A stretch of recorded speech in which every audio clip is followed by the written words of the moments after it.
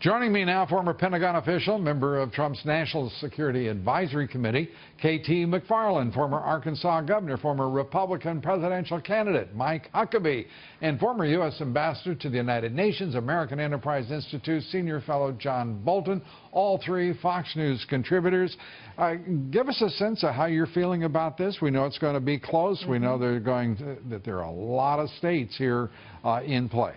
What makes me really optimistic about the future of the country, and I can't predict what's going to happen tonight, but I think the biggest problem, the biggest national security threat to the United States is the fact that 40% of the American people never participated in elections.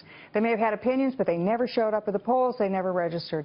The good news about this election, with all the mud and all the other issues that we've had, people are engaged. Everybody has an opinion. And what I'm watching to see tonight is how many more people who are voting for the first time ever. And that gives me great confidence about the future of the country. How about you, Governor? I think if America wants a president who is a wholly owned subsidiary of people who are not necessarily friends to the United States, like Saudi Arabia, Morocco, the UAE, and Qatar, and many other Middle Eastern nations, and Hillary's the right choice because, I mean, they funneled hundreds of millions of dollars to her through the Clinton Foundation. And, Lou, I guarantee you they didn't do that because they had a charitable feeling. They did that because they have an expectation of something in return, and it ain't good for the U.S. This is not a good option for the United States. To me, one of the great, conflicts in all of this in terms of the attacks of one candidate on another. Are the Democrats going after Trump because of quote-unquote Russian connections, while she is directly responsible for moving 20% of U.S.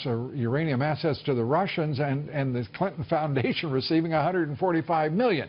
Now, in a lot of quarters, and I'm not suggesting this is what happened, that looks like a payoff to me. Yeah. Look, if I were Vladimir Putin sitting in my ornate office in the Kremlin, faced with the choice between these two candidates, I would vote early and often for Hillary Clinton. He has seen her. He took her measure while she was Secretary of State for 4 years. He knows that she has the same worldview as Barack Obama. He knows she's weak when it comes to trying to use American influence. I'd much rather deal with her than somebody who might actually say, Vladimir, go take a flying leap. And we've got a Senate hanging in the balance as well, less so the House. It looks like the Republicans that are in pretty good shape there. But your sense that there's any way to flip the Senate for the Democrats in this race? No, I don't think so. But one thing that will happen is if she does win, she is not going to be able to govern. She has so much baggage. She is so corrupt that I think it haunts her from day one of her presidency. That's why another reason to vote for Trump. Yeah, more baggage, I've said, than Delta Airlines. I mean, she comes with so much. But I'll tell you the other thing. I think if you look at the Senate races, the senators who are in trouble, our candidates in trouble, are not the ones who ran with Trump. They're the ones who ran from Trump, offending many of those voters that they desperately needed. And I hope that maybe there will be some people in the GOP that get a little sniff of some caffeinated coffee over this and understand when you nominate somebody with record votes, you circle the wagons around him, and you don't shoot the guns and arrows into him. You stand with him and shoot the arrows and guns at the other side. You mean like the Democrats do? Yeah. Like they do. They line up. I mean, no, they do. You ever see, Harry Reid can say the dumbest thing at the podium that's ever been said out of a politician's mouth, and you have people a lot smarter, like Schumer and others, standing there graciously smiling. You know inside they're dying. You know, that's the nicest thing I've ever heard you say about Senator Schumer. John? No, this is a very important point. I mean, we've got some Senate elections tonight that are right on a knife's edge involving key national security people. My super PAC has been involved with 3 of them. Richard Burr in North Carolina, chairman of the Intelligence Committee, facing a Democratic opponent who is executive director of the state chapter of the ACLU. Right after 9/11 said one of our principal threats is American intelligence agencies. In New Hampshire, Kelly Ayotte, a rising star on national security issues, facing a Democratic governor who not only doesn't know anything about national security, doesn't want to learn. And in Nevada, Joe Heck, an Iraq veteran seeking to move from the House to the Senate, very tough race against a former Democrat state attorney general who knows even less about national security. All of them are in very close races. This is going to have an enormous impact on the debate. And all three in battleground states, and a Republican nominee who's being undercut by a Speaker of the House. I mean, to your point, Governor, I mean, this is this is a sort of a tough But it doesn't sled. go away. This is the thing, that Donald Trump has ignited and married up with a grassroots national movement that isn't going to go away. I think he's going to win. But whatever happens, that grassroots movement is there, it's permanent, and it's going to make sure eventually it gets the person it wants in the White House.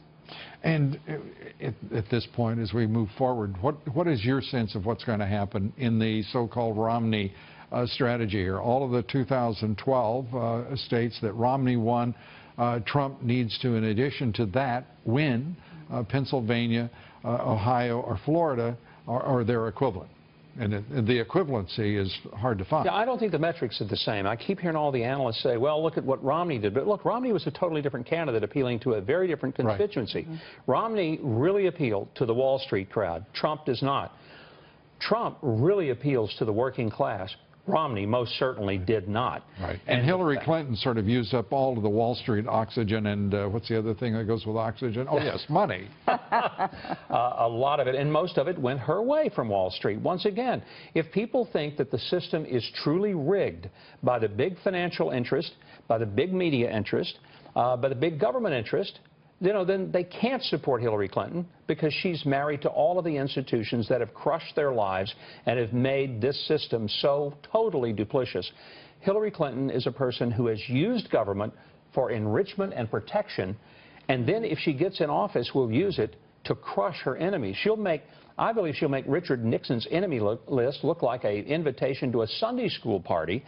It just would be disastrous for the future of the country. And I say that not to be funny. I say it because I knew truly Richard believe it's Nixon. true. I worked for Richard Nixon. She ain't no Richard Nixon. She's 100 times worse than Richard Nixon. No, I think you're exactly right. We all bring with us a little history. John, you get the closing thought here. I think this is the most tragic outcome if Trump loses tonight, especially if he loses narrowly because he didn't get adequate Republican support. If he loses and we lose the Senate, Hillary Clinton will get whatever she wants in terms of Supreme Court nominees and lower court nominees, because if the Democrats get 50 votes in the Senate and a vice president, the filibuster is finished. So she fills the Scalia vacancy immediately, and who knows what happens next. All of that, which we might have avoided if we had only stuck together as a party better. Well, would you know, if that were to be the case, would you hold Paul Ryan accountable? Well, I would hold everybody accountable who said... No, I'm talking about specifically the man who took the point at betraying the party's nominee. Well, I'm not sure he took the point. I think there were a lot of contestants for that role. Would you agree that he had the most prominent role? I thought his comment about Trump, especially after... I think the ambassador is being ambassador. The Access Hollywood tape was a mistake. John, thank you so much. And as you continue along that train of thought and line of rhetoric, we will leave you gazing at the bright sunset that awaits. That's right. All right, thanks so much. Thank you.